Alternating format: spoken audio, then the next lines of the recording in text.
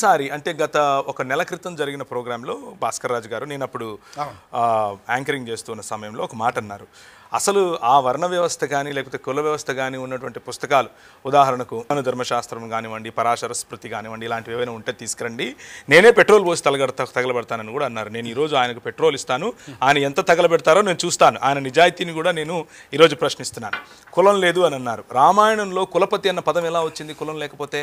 రామాయణంలో బ్రాహ్మణులకు అధిపతిగా ఉన్న వ్యక్తిని కులపతి చేయాలని చెప్పి కుక్క వచ్చి మాట్లాడినప్పుడు పోయిన ఎపిసోడ్లో ఆయనే ఒప్పుకున్నారు. కుక్క వచ్చి మాట్లాడింది బ్రాహ్మణుడి పైన నేను చేశానని.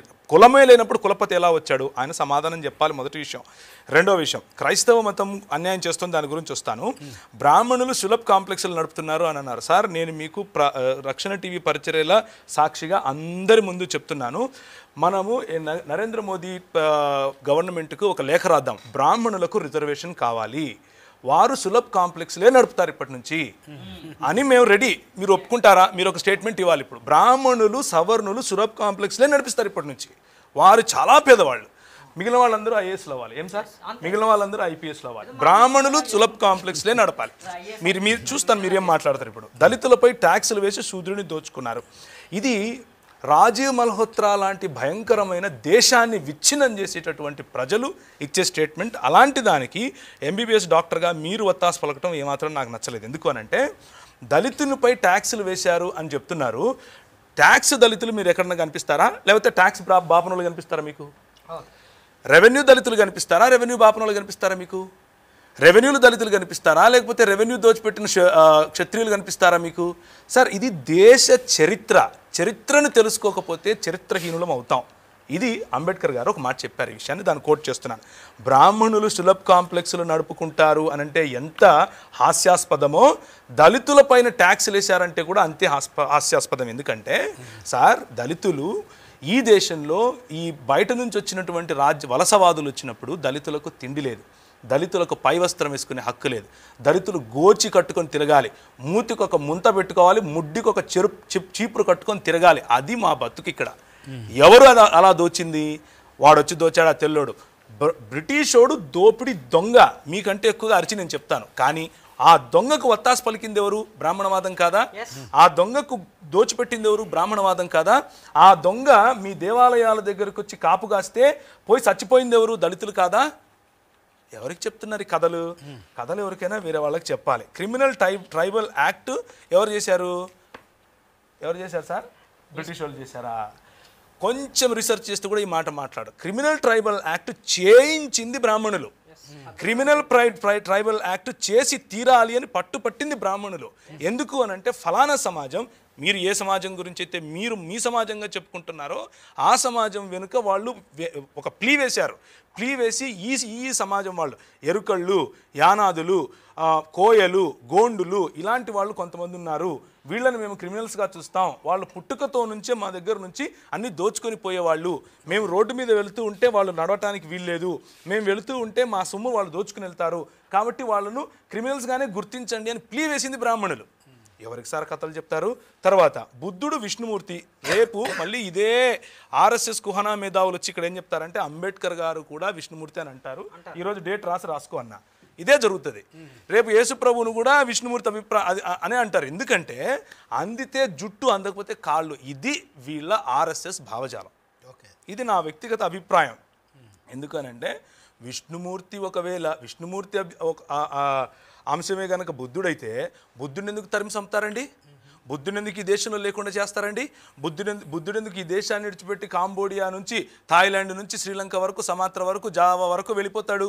ఎందుకని ఆఫ్ఘనిస్తాన్లో కూడా ఉండగలుగుతుంది కానీ భారతదేశంలో ఉండలేకుండా పోతుంది. ఏంటి దానికి కారణం? బౌద్ధ మఠాలను ఎందుకు చంపుతారు? పుష్యమిత్ర మహాశుంగుడు ఎందుకు చంపుతాడు? శుంగుడు చంపినటువంటి ఒక్కొక్క బౌద్ధ మఠ అధిపతి తలకు ఇన్ని వందల దీనారాలు ఇస్తానని ఎట్లా చెప్తాడు? ఏం మాటలు మాట్లాడుతున్నారు? ఏదైనా మాట్లాడితే అతకాలి కదా.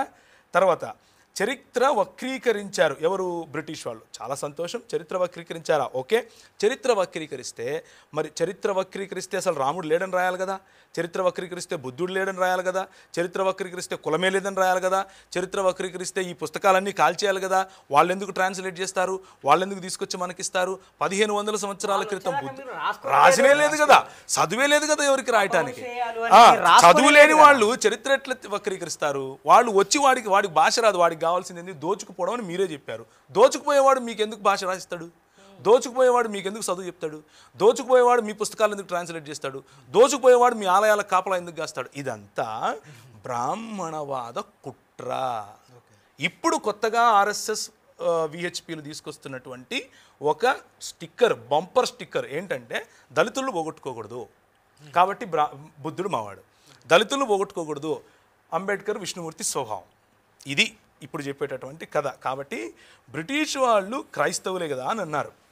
సార్, బ్రిటిష్ వాళ్ళు ఈ దేశానికి వచ్చి భాస్కర్ రాజు గారు 80 సంవత్సరాల వరకు ఉన్నంత వరకు వాళ్ళు ఆరాధించుకోవటానికి కూడా వాళ్ళ దగ్గర చర్చ్ లేదు. వాళ్ళు క్రైస్తవులు ఎట్లా అవుతారండి? ఆల్బర్ట్ ఐన్స్టీన్ అని పేరు పెట్టుకుంటే క్రైస్తవుడని, భాస్కర్ రాజు అని పేరు పెట్టుకుంటే హిందూ అని. ఇది గనక స్టాండర్డ్ అయితే నేను హిందువుని అవ్వాలి, నా పేరు ప్రవీణ్ కుమార్. అది కాదు సార్ స్టాండర్డ్. స్టాండర్డ్ ఏంటంటే ఇదిగో ఈ 66 పుస్తకాలు ఉన్నటువంటి బైబిల్ గ్రంథాన్ని ఎవడైతే విశ్వసిస్తాడో వాడు క్రైస్తవుడు అవుతాడు. ఒకవేళ ఇక్కడికి వచ్చినటువంటి బ్రిటిష్ వాళ్ళు క్రైస్తవులే అయితే విలియం కేరీని రాకుండా ఎందుకు ఆపుతారు?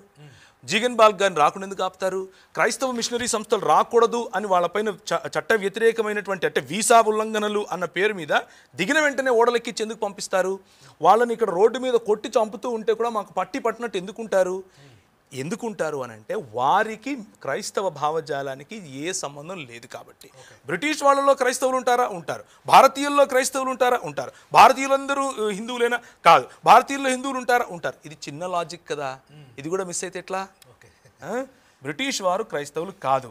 భారతదేశపు చరిత్రను 1200 సంవత్సరాలు తీసేశారు అని అంటే తీసేసిన చరిత్రను ఎక్కడి నుంచి తీసుకొచ్చారో తీసుకొచ్చిండి. మరి తీసేశారు కదా, ఇంక ఉండకూడదు కదా. తీసేసింది ఎలా నిరూపిస్తారు? నిరూపించండి. మరి ఒకవేళ ఉంది అని అంటే తీసేయలేదని అర్థమవుతుంది కదా. ఇది లాజికలీ కాంట్రడిక్టరీ స్టేట్మెంట్. చరిత్రను తీసేయటం ఎవరి చేత కాదు. చరిత్ర ఎప్పుడు చరిత్రనే. ఇంకోటి, బ్రిటిష్ వారి సహకారంతోనే అంబేద్కర్ గారు పార్లమెంటు మెట్లెక్కారు అని సోదరులు చెప్పారు. నిజమైన స్టేట్మెంట్. ఎందుకు అనంటే బ్రిటిష్ ప్రభుత్వం రాకముందు ఈ దేశంలో ఉన్నటువంటి బడుగు బలహీన వర్గాలు ఎస్సీ ఎస్టీ బీసీ మైనారిటీలుగా చెప్పుకున్న మైనారిటీలో మరి ముస్లింలు నేను ప్రత్యేకిస్తున్నాను. ఎందుకంటే అప్పటికి పాలక వర్గంలో ముస్లింలు ఉన్నారు. లేని వాళ్ళు ఎవరు అనంటే బీసీలు, లేని వాళ్ళు ఎవరు అనంటే ఎస్సీలు, లేని వాళ్ళు ఎవరు అంటే ఎస్టీలు. అలాంటి వారికి గొంతుకగా మారారు క్రైస్తవ మిషనరీలు. అలాంటి వారికి చదువు చెప్పారు క్రైస్తవ మిషనరీలు. అలాంటి వారికి స్కూళ్ళు పెట్టారు క్రైస్తవ మిషనరీలు. అలాంటి వాళ్ళకు వైద్యం అన్నారు క్రైస్తవ మిషనరీలు. వీళ్ళేమన్నారు? పై వస్త్రం వేసుకుంటే స్తనాలకు వస్తామన్నారు. వీళ్ళేమన్నారు? మీరు చదివితే మేము మీ నాలుకలకు వస్తామన్నారు. బ్రెస్ట్ ట్యాక్స్ ఉండేదండి. వీళ్ళే రజాకారులను పెట్టి ఒకరు హింసిస్తే ఇంకొకడేమో పిలక పెట్టుకొని హింసించాడు. మొత్తానికి హింసించబడింది ఎవరు? మేమేగా. మాకు వాయిస్ అయినారు ఎవరు? బ్రిటిష్ వాళ్ళందరూ కాదు, వాళ్ళలో ఉన్నటువంటి క్రైస్తవ భావజాలం తెలిసినటువంటి వాళ్ళు. అలాంటి వాళ్ళు వెనుక నిలబడ్డారు కాబట్టే ఫూలే గారి భార్య సతీమణి గారికి వారు చదువు చెప్పారు. ఫూలే గారు నిలబడ్డానికి కారణం బ్రిటిష్ మిషనరీలు కాదా? అంబేద్కర్ గారి చదువు కోసము మిషనరీలు కాదా కారణం? ఆయన వెళితే ఇంగ్లాండ్లోను మరియు అమెరికాలోను ఆయన ఆదరించింది క్రైస్తవులు కాదా? ఆయన నిలబెట్టింది క్రైస్తవులు కాదా? సైమన్ గో బ్యాక్ అని వీళ్ళు అరిస్తే సైమన్ వస్తాను అని రాసింది ఎవరు? క్రైస్తవుడు కాదా? ఇవన్నీ కనిపించవా? ఇంకొక విషయం, నేను ఒక 2-3 విషయాలు అన్న ప్రస్తావించారు. చాలా తక్కువ సమయంలో ఒక విషయం చెప్తాను. ఏంటి అనంటే క్రిమినల్ ట్రైబల్ యాక్ట్ అని అన్నారు. సరే, ఈ దేశంలో జోగినీ వ్యవస్థ అని ఒకటి ఉండేది. ఆంధ్ర జోగినీ అబాలిష్మెంట్ ఎప్పుడు జరిగింది? భాస్కర్ రాజు గారే చెప్పాలి. ఇంగ్లీష్ ఎడ్యుకేషన్ యాక్ట్ ఎప్పుడు వచ్చింది? భాస్కర్ రాజు గారే చెప్తారు. ఆస్తి హక్కు శూద్రులకు ఎవరు తీసుకొచ్చారు? ఒకవేళ ఆస్తి హక్కు శూద్రులకు, చదువు హక్కు శూద్రులకు లేకపోతే ఈరోజు భాస్కర్ రాజు గారు ఇక్కడ కూర్చుని రక్షణ టీవీలో మాట్లాడగలిగే వాళ్ళ? ఎవరు తెచ్చారో సమాధానం చెప్పాలి. రైట్ టు ఎడ్యుకేషన్ ఎవరు తీసుకొచ్చారు? ఆయన డాక్టర్ అయ్యారుగా, ఎలా అయ్యారు? ఒక వైద్యుడు ఒక చోరుడు ఇద్దరు సమానం అని చెప్పేటటువంటి సనాతన ధర్మం ఎక్కడ? రైట్ టు ఎడ్యుకేషన్ ఫర్ శూద్ర అని చెప్పేటటువంటి ఈ యాక్ట్ 1913 ఎక్కడ? ఈ రెండిట్లో దేనివల్ల మీరు డాక్టర్ అయ్యారు? మీరు సమాధానం చెప్పాలి నాకు. స్లేవరీ అబాలిష్మెంట్ యాక్ట్ ఎవరు చేశారు? బ్రాహ్మిన్స్ ఒక ఒక ఒక ఒక వ్యక్తి శూద్రుడు పెళ్లి చేసుకుంటే భార్యను బ్రాహ్మణుడి దగ్గర 3 రాత్రులు పడుకోబెట్టాలా? ఇది మీ సనాతన ధర్మమా? దాన్ని అబాలిష్ చేసింది 1819లో. ఎవరు అబాలిష్ చేశారు? ఎవరు అబాలిష్ చేశారు? 1830లో హ్యూమన్ సాక్రిఫైస్ అబాలిషన్ యాక్ట్. అంటే మీరు నేను ఈరోజు బ్రతికున్నాము అని అంటే వాళ్ళు చంపకుండా మన తలలు తెగేయకుండా ఉన్నాను అని అంటే ఆ రోజు తీసుకొచ్చిన యాక్ట్ కదా. Non discrimination act 1833. Right to sit, శూద్రులకు కూర్చునే హక్కులు లేవండి, పిరుదులు కోసేవాళ్ళు. ఈరోజు టీవీల ముందు మీరు నిలబడుకొని మాట్లాడుతున్నారు అంటే కారణం ఏంటి? ఏ యాక్ట్ కారణంగా? ఈ ట్రైబల్ యాక్ట్ గుర్తొచ్చిందా? అది చేయించింది బ్రాహ్మణ సముదాయం కాదా? నాచ్ కమ్యూనిటీ అన్నటువంటి ఒక కమ్యూనిటీ ఉండేది. మన బడుగు బలహీన వర్గాలకు దళిత సహోదరులను వాళ్ళు అర్ధనగ్నంగా లేకపోతే పూర్తి నగ్నంగా దేవాలయాల ఎదుట డ్యాన్సులు చేయించేవారు. ఇంతవరకు మన రెడ్డి గారు చెప్పారు ఒక మాట, అంటే భజన చేసేటటువంటి కళాకారులు ఉన్నారు అని. వీళ్ళను కూడా ఎవరైతే నాచ్ కమ్యూనిటీగా పిలిచారో, దేవదాసి కమ్యూనిటీగా పిలిచారో, జోగిని కమ్యూనిటీగా పిలిచారో వీరిని ఉంపుడు గత్తెలుగా ఒక పక్క చూస్తూ, వీరు పెళ్లిళ్ళు చేసుకోకుండా పిల్లలు కనాలి అని చెబుతూ, కాదు వీళ్ళు కళాకారులు అని పేరు పెట్టి వారి కోసము దాన్ని ఏమంటారు, హైకోర్టులో పిటిషన్ వేస్తే కొట్లాడుతూ ఉంటే ఈ సనాతన ధర్మ సంరక్షకులు వచ్చి ఏమంటారంటే ఇది మా సంస్కృతి అంటారు. ఏదండి మీ సంస్కృతి? మా ఆడవాళ్ళను అర్ధనగ్నంగా చేసి నాట్యం చేయించడం మీ సంస్కృతా? అది కాపాడటం కోసం మీరు నిలబడతారా? దానికి వ్యతిరేకంగా పోరాడితే బ్రిటిష్ వాడు క్రైస్తవుడైపోయాడా? ఇది మనకున్నటువంటి గొప్ప జ్ఞానం. కాబట్టి టైటిల్ సరి చేసుకోవాలి అని మన సహోదరులు చెప్పారు, భాస్కర్ రాజు గారు. నేను కూడా ఒప్పుకుంటున్నాను ఈ విషయానికి. ఎందుకు అని అంటే టైటిల్ సరి చేసుకోకపోతే సనాతన ధర్మం చేసింది ఏమీ లేదు అని తెలిసిపోతుంది. అందుకు సరి చేసుకోవాలంటున్నారు. ఇది నా వ్యక్తిగత అభిప్రాయం, దయచేసి మీరు వేరే రకంగా అర్థం చేసుకోకండి. అలాగే డెవలప్మెంట్తో మతానికి ముడిపెట్టకూడదు అని కూడా అన్నారు. ఎందుకు అని అంటే డెవలప్మెంట్ చేసింది ఏమీ లేదు కాబట్టి. ఎందుకంటే 25% జీడిపి వేరేవాడు కొల్లగొట్టుకుంటూ పోతూ ఉంటే కొల్లగొట్టి ఇచ్చింది మీరు కాబట్టి. 25% వేరేవాడు కొల్లగొట్టుకొని పోతున్నాడు అని అంటే దళితుల దగ్గర కొల్లగొట్టుపోయాడని అబద్ధం చెప్తున్నారు. ఎందుకు? ఆ 25% ఈ దేశంలో దళితుడికి ఆస్తి హక్కు లేదు. దళితుడు ఇంట్లో దాన్ని ఏమంటారు, కొబ్బరికాయల చెట్టు ఉందనుకోండి ఉదాహరణకు, చూస్తాడు ఎవడో ఆసామి, అరే బాగుందిరా కోసుకొచ్చి అంటే నోరు మూసుకొని తీసుకుని ఇవ్వాలి. అది అప్పటి ధర్మశాస్త్రం. మా ఇంట్లో అరటిగలలు పండితే నీవి, మా ఇంట్లో కూతురు పుడితే నీకు, మా ఇంట్లో వంకాయలు పండితే నీకు. మా దగ్గర నుంచి బ్రిటిష్ వాడు ఎక్కడ కొల్లగొట్టాడు? ఎలా కొల్లగొడతాడు? అసలు వాడు మా ఇంటికే రాడు, మీ దగ్గర ఆగిపోయాడు కదా. కొల్లగొట్టి ఇచ్చింది మీరు. వాళ్ళ మీద పేరు పెడితే ఎట్లా? వాళ్ళు దోపుడుగాళ్లే, నేను ఒప్పుకుంటున్నాను. బ్రిటిష్ వాళ్ళు 100% దోచుకుపోయారు, కానీ దోచిచ్చింది మీరు. 25%ని 2%కి తీసుకొచ్చి ఇచ్చింది మీరు. మీ ఆస్తులు కాపాడుకోవడం కోసం, మీ అధికార దాహాన్ని కాపాడుకోవడం కోసం వాళ్లకు తొత్తులుగా మారింది మీరు. బ్రిటిష్ వాళ్ళ తొత్తులుగా మీరు పనిచేసింది మీరు. కాబట్టి డెవలప్మెంట్ లేదు. కాబట్టి డెవలప్మెంట్ అనేది మతానికి ముడిపెట్టకూడదు అని భాస్కర్ రాజు గారు చెప్పారేమో అన్నది నా అభిప్రాయం. మరి పెట్రోల్ ఇచ్చి ఎప్పుడు ఎక్కడ ఎలా దహిస్తారో చెప్తే నేను కూడా వస్తాను. ఓకే, భాస్కర్ రాజు గారు మీరు స్పందించిన తర్వాత సార్కి ఇస్తాను. అంటే వారికి కళావంతులను, దేవదాసులను, అలాగే జోగిని వ్యవస్థను, వీళ్ళందరికీ కూడా దేవుడు కావాలి అనే ఒక నినాదం ఆయన తీసుకొని వచ్చారు. కాబట్టి అందరి వాడు దేవుడు అనే నినాదం వారిది. కాబట్టి మీరు స్పందించినాక ఆయనకి ఇద్దాం. Okay, right. సో ఒకటి, ప్రవీణ్ పగడ గారు బ్రిటిష్ వాళ్ళు దుర్మార్గులను ఒప్పుకున్నారు. సో చాలా సంతోషం. మాకు చుట్టూరికం లేదని చెప్తున్నారు. అదే. సో నా చిన్న క్వశ్చన్ అయితే గత సంవత్సరం రోజులుగా చెప్తున్నాం, కానీ కావాలనే మీరు వినలేదేమో నా అభిప్రాయం. Just on a sight tickler. Vibhu గారు కూడా అన్నారు పోయిన ప్రోగ్రామ్ లో, ఇంకెన్నిసార్లు చెప్పాలి? దుర్మార్గులు మనల్ని దోచుకెళ్లారని ఒప్పుకున్నారు. 100% సార్. ఎందుకంటే చాలా మంది క్రైస్తవులు ఈ మాటను ఒప్పుకోవట్లేదు. బ్రిటిష్ వాళ్ళు మాకు ఆత్మీయ బంధువులు అని, మాకేదో బాగా చేశారు అని చాలా విషయాలు చెప్తున్నారు. నీరవ్ మోడీని కానీ లేకపోతే విజయ్ మాల్యాన్ కానీ ఒక మతానికి సంబంధించిన వారుగా ముద్రించి తిట్టడం ఎంతవరకు కరెక్ట్? నేను ఒక చిన్న ప్రశ్న అడుగుతాను, నేను జవాబు ఇచ్చే ముందు. ఇప్పుడు బైబిల్లో ఒక విషయం లేదు, కానీ ఒక క్రైస్తవుడు తప్పు చేశాడు, అది మీరు బైబిల్కి కానీ క్రైస్తవానికి కానీ ఆపాదిస్తారా? లేదండి, మీరు సబ్జెక్ట్ని డివియేట్ చేస్తారు. నేను డివియేట్ చేయలేదు, చాలా స్ట్రైట్ పాయింట్. బైబిల్లో లేని విషయాన్ని ఎవరైనా క్రైస్తవుడు తప్పుగా చేస్తే మీరు దాన్ని క్రైస్తవానికి ఆపాదిస్తారా, బైబిల్కి ఆపాదిస్తారా? నేను సమాధానం చెప్పండి. మీ బైబిల్ ఏదో చెప్పండి, దాన్ని బట్టి సమాధానం చెప్తాను. మీ బైబిల్ గురించి నాకు బైబిల్ ఇదిగో ఇది అని చెప్తున్నాను. 66 పుస్తకాలు ఉన్నటువంటి బైబిల్ నా దగ్గర ఉంది. మీ బైబిల్ ఏదో చూపించండి, దాంట్లో లేనిదేదో మాట్లాడాలి. విషయాన్ని ఆపాదిస్తే నేను సామాన్యమైన సమాధానం చెప్పాను మీకు. 66 పుస్తకాలు ఉన్న బైబిల్ నేను మీకు చెప్పాను. మీకు ఏది బైబిల్? చతుర్వేదాల, అష్టాదశ పురాణాల, లేకపోతే మనుస్మృత, లేకపోతే పరాశర స్మృత, రామాయణమా, మహాభారతమా, ఏది మీ బైబిల్ చెప్పండి, దాని ప్రకారం లేదు. ఇవన్నీ అంటే మీరు ఏ ప్రశ్న వేసినా నేను సమాధానం రెడీ. మీరు కమిట్ అవ్వట్లేదు కాబట్టి మీరు భయపడిపోయారని అస్సలు కాదు. నేను నా సమాధానం చెప్తున్నాను. మీరు సమాధానం చెప్పలేదంటే మీరు భయపడ్డారని అర్థమవుతుంది. మన వ్యవస్థలో మీరు సమాధానం చెప్పలేదంటే భయపడ్డారని అర్థం. నన్ను జవాబు చెప్పనియండి. ఎందుకంటే గత 200 సంవత్సరాల నుంచి హిందువుల గొంతు నొక్కేశారు మీరు. ఇప్పుడన్నా మాట్లాడియండి మమ్మల్ని. 70 సంవత్సరాల నుంచి కాంగ్రెస్ నొక్కేసింది. కనీసం ఇప్పుడన్నా మాట్లాడివ్వండి. సో ఒకటేమన్నారంటే సమాజంలో ఉన్న దుర్మార్గాల్ని ఒక మతానికి ఆపాదించలేం కాబట్టి ఇప్పుడు పై వస్త్రం వేసుకోకుండా తిరిగారు అన్నారు, అది హిందూ గ్రంథాలలో లేదు. తర్వాత ఇంకేవో అన్నారు, చాలా విషయాలు చెప్పారు. అవన్నీ గ్రంథాలలో ఎక్కడ లేవు, ఎక్కడ ఉంటే మనం దాని గురించి మాట్లాడదాం. తర్వాత తో కొలంబస్ మన దేశానికి వచ్చాడు. కొలంబస్ కూడా క్రైస్తవుడు కాదన్నాడు. 7 పడవల నిండా మన బంగారాన్ని నింపుకొని వెళ్ళాడు కొలంబస్. అతడు వెళ్ళిన తర్వాత వెంటనే ఒక 10 సంవత్సరాల్లో గోవా ఇన్క్విజిషన్ జరిగింది. దాంట్లో చచ్చిపోయిన 70 మంది 70% దళితులు, వేరే వాళ్ళందరూ ఉన్నారు. బ్రిటిష్ ప్రధానితో మాట్లాడడం కాదు, అక్కడ ఉన్న కోహినూరు వజ్రం పట్టుకరండి ఫస్ట్.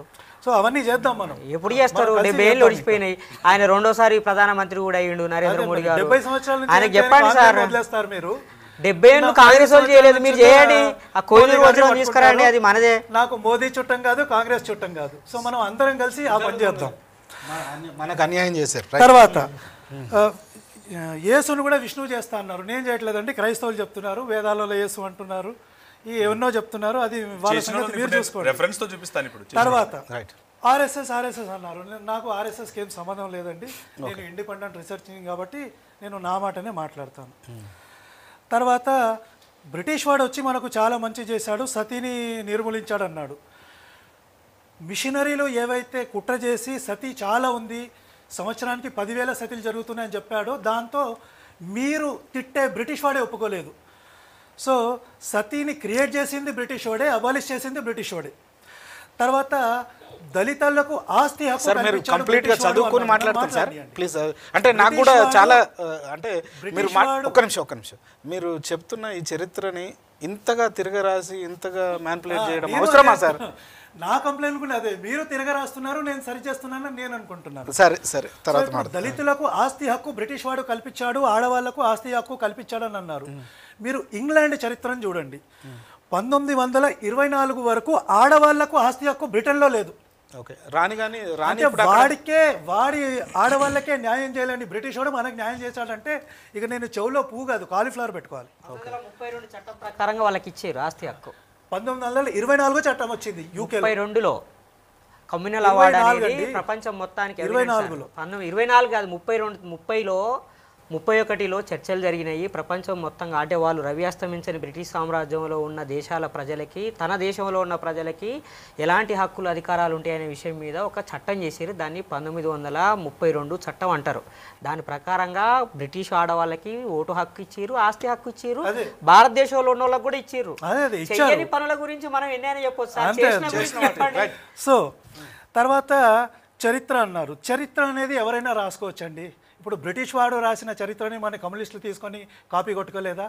సో ఎవరు ఏ చరిత్ర రాశారో ముఖ్యం కాదు, ఆ చరిత్రకు ఆధారం ఉందా, ఆర్కియాలజికల్ ఆధారం ఉందా, లిటరరీ ఆధారం ఉందా, జియోలాజికల్ ఆధారం ఉందా, అది చూడాలి మనం. కరెక్ట్. సో ఆర్కియాలజిస్ట్ అన్నారు. సో బీబీ లాల్ గారు అని ఒక ఆయన ఉంటారు. ఈ బీబీ లాల్ గారు ఎవరంటే ఈవెన్ అయోధ్యలో తవ్వకాలు చేసి అక్కడ గుడి ఉంది అని చెప్పిన ఆయన కూడా బీబీ లాల్ గారే. సో ఆయన ఆర్కియాలజీ చేసి ఏం చెప్పారంటే, మరి అంతకుముందు ఈయన ఆర్యన్ ద్రవిడన్ సిద్ధాంతాన్ని ఒప్పుకున్న మనిషిన ఎవరు, బీబీ లాల్ గారు. సో ఈయన ఏం చేశారంటే చరిత్రను అంతా అక్కడ తవ్వి, ఇండస్ వ్యాలీ సివిలైజేషన్ అంతా తవ్వకాలు జరిగిన తర్వాత ఆర్యన్ ద్రవిడన్ సిద్ధాంతం తప్పు అని ఒప్పుకుంది కూడా ఆయనే. సో సైంటిఫిక్ ఆధారం అడిగారు, ఇది ఆధారం. తర్వాత చాలా మంది చేశారు సార్, వచ్చారు. అప్డేట్ అవ్వాలి సార్, చాలా అప్డేట్ అవ్వాలి మనము. సో చాలా అవ్వాలి. జెనెటికల్ రీసెర్చ్ ఉంది, ఇక్కడే సిసిఎంబి ఉంది, వాళ్ళు చేసిన రీసెర్చ్లు ఉన్నాయి, జీనోమ్ ప్రాజెక్ట్ ఉంది, దాని రిపోర్ట్స్ ఉన్నాయి. నా దగ్గర 100 MB డేటా ఉంది. కావాలంటే మనం ఒక రోజంతా కూర్చొని మాట్లాడదాము. తప్పకుండా దళితులు ఎవరు, ఆర్యులు ఎవరు, డస్సులు ఎవరు, ఇవన్నీ మనం మాట్లాడదాము. దీన్ని అంబేద్కర్ గారే ఒప్పుకోలేదు. ఆర్యన్ ద్రవిడియన్ సిద్ధాంతాన్ని మీరు ఇంతగా పొగుడుతున్నారు. సరే సరే తీయండి సార్, అది కూడా తీయండి. చర్చ మొదలు పెట్టలేదు సార్. సో మన అంబేద్కర్ గారే ఒప్పుకోలేదు, అది మనం తర్వాత మాట్లాడదాం. ప్రవీణ్ గారు వచ్చి కులపతి అన్నారు. కులపతి అంటే ఒక ఆశ్రమానికి హెడ్ అండి, కులం కాదు అక్కడ. సంస్కృతంలో కులం అంటే ఫ్యామిలీ అని అర్థం. సో ఒక ఫ్యామిలీ లాంటి సంస్థని పాటించే వాళ్ళని కులపతి అంటారు. ప్రతి దాంట్లో మీరు కులాన్ని పెట్టి హిందూ ధర్మాన్ని దూషించడం మానేసేయండి, అది చాలా తప్పు.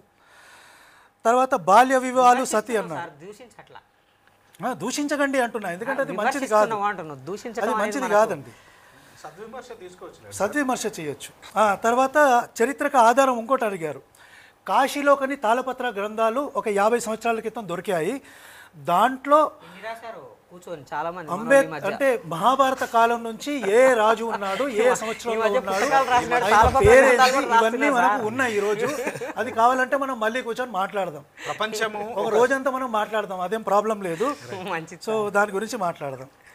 తర్వాత చరిత్రని నేను వక్రీకరిస్తున్నాను అన్నాను. నేను ఏ సంస్థకి చెందినవాడిని కాదండి, నేను ఇండిపెండెంట్ రీసెర్చర్ని. ఈ చరిత్రని వక్రీకరించింది బ్రిటిషోడు, లేకుంటే 70 సంవత్సరాలుగా లూటియన్స్ మీడియా, ఖాన్ మార్కెట్ అని ఏదైతే చెప్తామో వాళ్ళు చేస్తున్న పనులు ఇవి. సో నేను సింపుల్గా ఏం చేస్తున్నానంటే నా గ్రంథాల ఆధారంగా, సైంటిఫిక్ రీసెర్చ్ ఆధారంగా మన చరిత్ర ఇది కాదు, మన చరిత్రని ఎవడో తెల్లోడు రాయాలని అవసరం లేదు, మనమే రాసుకోవచ్చు అని చెప్తున్నాను నేను, అంతే. ఓకే, అయిపోయింది సార్. ఇంకా ఏమైనా ఉంటే నేను తర్వాత రైట్, చాలా మాట్లాడాలి. అంటే మీరు చర్చ చాలా బాగున్నది, ఎందుకంటే వారి సొంత అభిప్రాయాలు కాదు, ఈ దేశంలో చాలా మంది ఇలాంటి వాదనలే చేస్తున్నారు కాబట్టి వాటిని సార్ ఇక్కడ రిప్రజెంట్ చేస్తున్నారు. వాటిని మనం చర్చించడం చాలా అవసరం. మనం సమాజ నిర్మాణంలో సత్యమే కీలకం సార్. అబద్ధాలు కూడా పాత్ర పోషిస్తాయి. అబద్ధాలు ఎక్కువ దూరం వెళ్తాయండి. ఇప్పుడు ఆర్యన్ ద్రవిడ సిద్ధాంతం 70 ఏళ్ళ నుంచి చేయలేదు. అవును, అబద్ధాలు నిజం అసలు కదలదు. ఆర్య ద్రవిడ సిద్ధాంతం, ఆర్య సిద్ధాంతం